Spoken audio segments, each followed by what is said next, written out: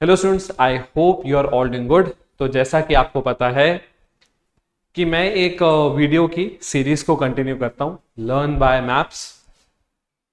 इस वीडियो में स्टूडेंट्स जो मेन मेरा मोटिव होता है ना, वो क्या होता है कि काफ़ी सारी न्यूज़ पढ़ते हुए, काफ़ी सारे क्वेश्चंस पढ़ते हुए कुछ बहुत ही इंपॉर्टेंट मैप्स हमारे सामने आते हैं। कई बार वो बिल्कुल करंट इवेंट से जुड़े होते हैं, कई बार वो किसी स्टैटिक इवेंट से जुड़े होते हैं, पर मैप के अंदर की इंफॉर्मेशन बहुत इंपॉर्टेंट होती है, बहुत यूजफुल होती है। तो उन मैप्स को मैं कंपाइल करता हूं और एक सेट के थ्रू आपको उन मैप्स को मैं दिखाता हूं। ठीक है, तो आज हम अपना सेट 9 यहां पर कंडक्ट करेंगे, लर्न बाय मैप सीरीज का। ठीक है, तो देखते हैं आज का हमारा पहला मैप। ये जो मैप है ना स्टूडेंट्स, अगर आप देख सको तो असल में ये मैप आपको दिखा रहा है हाउ गोबी डेजर्ट लुक्स। जो गोबी डेजर्ट है ना, असल में वो किस तरह से चाइना और मंगोलिया के बीच में दिखता है। ठीक है, शायद आपको पता होगा कि जो थार है ना, थार असल में वो भी 100% इंडिया में नहीं है, 80% ज्यादा इंडिया में, बाकी बचा हुआ आपको पाकिस्तान में देखने को मिलेगा। जैसे हम लोग यूज करते हैं गुजरात, राजस्थान, ये सेम टर्म्स पाकिस्तान वाले भी यूज करते हैं। उनकी ऑफकोर्स वो प्रोविंस आ जाती है, सिंध में है गुजरात, सिंध के ऊपर उनकी पंजाब प्रोविंस है, पर वो भी ये टर्म यूज करते हैं गुजरात और राजस्थान। ठीक है, तो थार का कुछ पार्ट आपको इधर पाकिस्तान में भी देखने को मिलता है। ठीक है, आगे चलते हैं।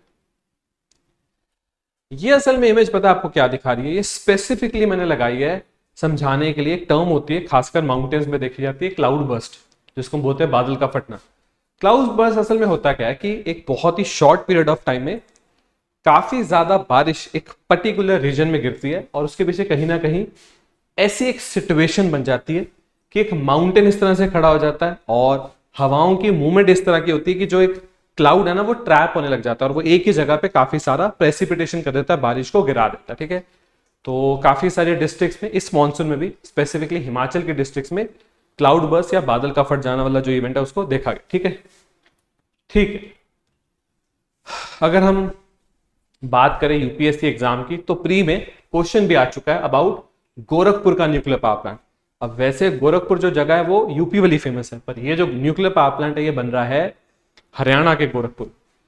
तो जो जो न्यूक्लियर पावर प्लांट्स इंडिया में ऑलरेडी ऑपरेट कर रहे हैं वो रेड में, जो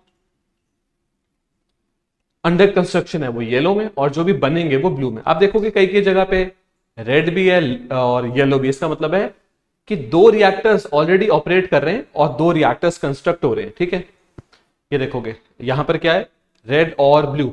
इसका मतलब है 2 काम कर रहे हैं और 2 और बना दी जाएंगे। रिएक्टर आपने देखा होगा, एक बड़ी सारी बिल्डिंग होती है, उसमें बोलते हैं कि एक रिएक्टर कोर है। एक पावर प्लांट्स में 2 कोर हो सकती हैं, 4 कोर हो सकती है, बहुत सारी कोर्स हो सकती है। ठीक है, ठीक है, आगे चलते हैं। जैसे राजस्थान में आप देखो, यहां पर ऑलमोस्ट 2 4 6 7 8 कोर्स हैं, 8 कोर है रिएक्टर्स। ठीक है, तो इस तरह से न्यूक्लियर पावर प्लांट पे काम होता है। इंडिया फ्यूचर में और न्यूक्लियर पावर प्लांट्स बनाना चाहता है। आगे चलते हैं। ठीक है, ये मैप स्पेसिफिकली लगाया गया था और काफी सारे इवेंट्स ऐसे होते रहते हैं जो हमें कारगिल वॉर की याद कराते हैं, विजय दिवस आता है, काफी सारे और उन शहीदों को याद किया जाता है। तो कारगिल स्पेसिफिकली रीजन कहाँ है?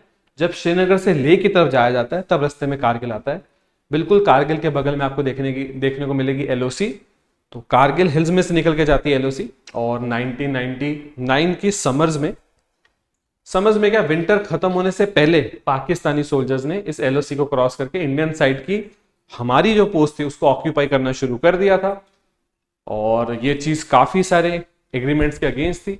और जब पाकिस्तान से पूछा गया कि आपकी आर्मी, तो उन्होंने उसको भी डिक्लाइन कर दिया था कि हम नहीं जानते असल में इंडिया के कारगिल में कौन है। तो इस वॉर को बाद में इंडिया के द्वारा लड़ा गया और जीता भी गया। ठीक है, आप ना एक चीज देखना, आपको इंडिया का मैप खोलना और देखना रिवर्स कितनी पतली पतली दिखाई जाती है। पर उन्हीं मैप्स पे ना कभी ब्रह्मपुत्रा को देखना, आप साइज देखना ब्रह्मपुत्र का। देखो ये एक नॉर्मल नदी है, ऐसा दिखाया जाता है नदी को, या ऐसा या ऐसा, और यहां देखो ब्रह्मपुत्रा को। मॉनसून में कुछ कुछ ऐसे टाइम्स आते हैं जब असम के कुछ कुछ रीजन में ब्रह्मपुत्रा की चौड़ाई 100 किलोमीटर तक जाती है। इतनी चौड़ी नदी है ब्रह्मपुत्रा, इतना पानी अपने आप में कंटेन करती है। तो असल में मुझे यहां पर दिखाना पता है क्या था, धुबरी को। धुबरी एक बहुत ही इंपॉर्टेंट इनलैंड पोर्ट है। इनलैंड पोर्ट मतलब जो नदी पे बना हुआ है। पर इस मैप पे आपको और मैं क्या दिखा सकता हूं, जैसे डिब्रूगढ़ अब यहां बना नहीं हुआ, यहां पर कहीं आपको माजुली भी देखने को मिलता है, माजुली आइलैंड, जो असल में एक नदी पे बना हुआ आइलैंड है और असम की एक डिस्ट्रिक्ट भी है, ठीक है। तो माइटी ब्रह्मपुत्रा नदी, बहुत ही ज्यादा एग्रेसिव वाटर फ्लो देखने को मिलता है आपको ब्रह्मपुत्रा में ड्यूरिंग मानसून, इसलिए ब्रह्मपुत्रा में बहुत ब्रिजेस और बहुत डैम्स नहीं बना सकते क्योंकि पानी बहुत ज्यादा है। ठीक है, आगे चलते हैं। ये असल में आपको यहां पर क्या दिखाया जा रहा है, आई होप आपने रिसेंटली फॉलो किया होगा कि शेख हसीना को उनकी कंट्री से निकलना पड़ा। Almost a type of military rule इस टाइम पे चल रहा है बांग्लादेश में, ठीक है। अब यहां पर हुआ असल में पता है क्या है, हुआ यहां पर यह है कि शेख हसीना बांग्लादेश छोड़ने के बाद इस चीज को क्लैरिफाई करना शुरू करते हैं कि क्या रीजन रहे उनके बांग्लादेश छोड़ने के। अगर हम बांग्लादेश को थोड़ा जूम इन करें और इस तरफ आए, ये चिटागोंग से नीचे, तो ऐसा कुछ दिखेगा। इसको अगर और जूम इन करें और इसके भी साउथ में आए तो हमको दिखेगा एक आइलैंड, ये है सेंट मार्टिन आइलैंड। ये कोई अमेरिका, रशिया या यूके का आइलैंड नहीं है, ये आइलैंड आपको देखने को मिलेगा बांग्लादेश में। जब बांग्लादेश नहीं बना था उससे पहले वो ईस्ट पाकिस्तान होता था, जब ईस्ट पाकिस्तान भी नहीं बना था उससे पहले वो ब्रिटिश इंडिया होता। तो ब्रिटिश इंडिया के दौरान ये इंडिया का पार्ट था, ब्रिटिश इंडिया का, फिर ये चला गया ईस्ट पाकिस्तान में। आपको पता होगा दो जगह पाकिस्तान बना था, वेस्ट पाकिस्तान, ईस्ट पाकिस्तान, और बांग्लादेश जब बना उसके बाद ये बांग्लादेश के साथ जुड़ गया, ठीक है। अब शेख हसीना का ये कहना है कि अमेरिका ने प्रेशर डाला कि ये आइलैंड हमें दो, हमको यहां पर अपना मिलिट्री बेस बनाना है। उनका कहना था मैंने मना कर दिया और रिजल्ट में उनको अपनी कंट्री से निकाल दिया गया क्योंकि अमेरिका ने एक पॉलिटिकल इंस्टेबिलिटी क्रिएट की थी। ये उनका वर्जन है, ठीक है।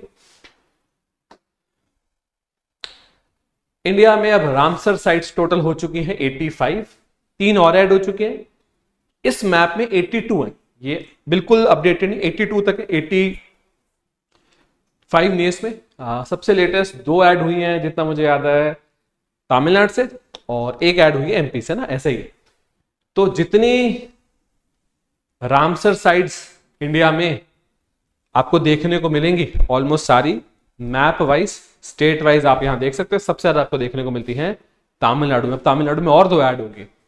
तो रामसर साइट्स क्या होता है, ऐसे वेटलैंड्स जिसको रामसर कन्वेंशन, रामसर असल में एक शहर था ईरान में, वहां एक कन्वेंशन साइन हुई थी दुनिया के वेटलैंड्स को प्रिजर्व करने के लिए। तो रामसर कन्वेंशन के अंडर आपके जो वेटलैंड्स आए उनको रामसर साइट्स बुलाया जाता है। अब इंडिया में 85 हो चुके हैं, ठीक है। ठीक, आगे चलते हैं। ये बहुत ही इंटरेस्टिंग मैप है। आपको यहां पर क्या दिखाया जा रहा है, ग्लोबल नॉर्थ, ग्लोबल साउथ। इसका मतलब असल में ना ग्लोबल नॉर्थ एक ऐसी दुनिया है जो डेवलप्ड है, इकोनॉमिकली बेटर है। ग्लोबल साउथ में बहुत सारी कंट्रीज डेवलपिंग फेज में, फ्यूचर में बहुत बड़ी इकोनॉमीज बनेंगी। काफी तो हैं, आप देख सकते हो, चाइना, इंडिया, पूरा मिडल ईस्ट, आसियान, बहुत सारी कंट्रीज। पर ग्लोबल नॉर्थ क्योंकि थोड़ा पहले से पावर में, तो उन्होंने काफी सारी ऑर्गेनाइजेशंस में, काफी सारी इंपॉर्टेंट पोजीशंस में अपनी डोमिनेंस रखी हुई है। तो ग्लोबल नॉर्थ से एक इक्वल हक मांगने के लिए बनाया गया ग्लोबल साउथ। रिसेंटली इसका 3rd समिट हुआ था और इंडिया थोड़ा इसको लीड भी करता है ज्यादा, तो ये 3rd इसका ग्लोबल साउथ का समिट भी होता है, ऐसा दिखता है ग्लोबल साउथ। इसमें ऑस्ट्रेलिया, न्यूजीलैंड नहीं आते क्योंकि वो काफी हद तक डेवलप्ड है, जापान वगैरह भी नहीं आते, ठीक है। ये फ्रेंच गिनिया भी नहीं आता।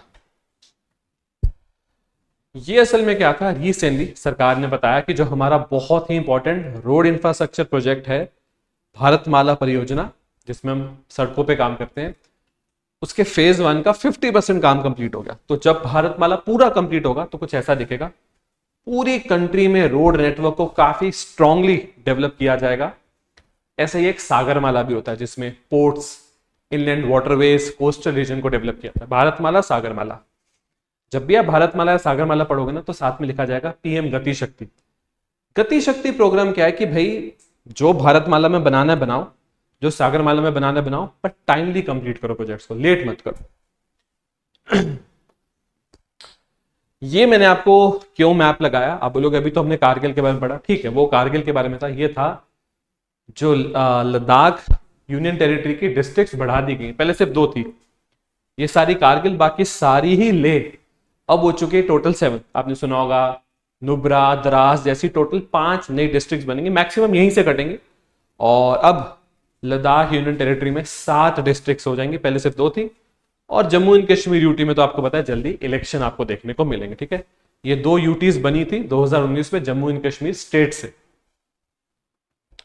ठीक है स्टूडेंट्स। तो ऑलमोस्ट पिछले 1-2 वीक्स में जो भी सबसे इंपॉर्टेंट मैप्स थे, करंट की न्यूज में आए या स्टैटिक की न्यूज में आए, मैंने सबको कंबाइन किया और आज हमारे लर्न बाय मैप्स के सेट 9 को कंडक्ट किया। मैं कोशिश करूंगा नेक्स्ट वीक में अगर मेरे को इतने मैप्स मिलते हैं तो सेट 10 भी हम इसको जल्दी में कंडक्ट करें, ठीक है। मिलते हैं अपनी नेक्स्ट वीडियो में इन लर्न बाय मैप सीरीज। तब तक के लिए thank you and have a very successful day. Thank you students, thank you.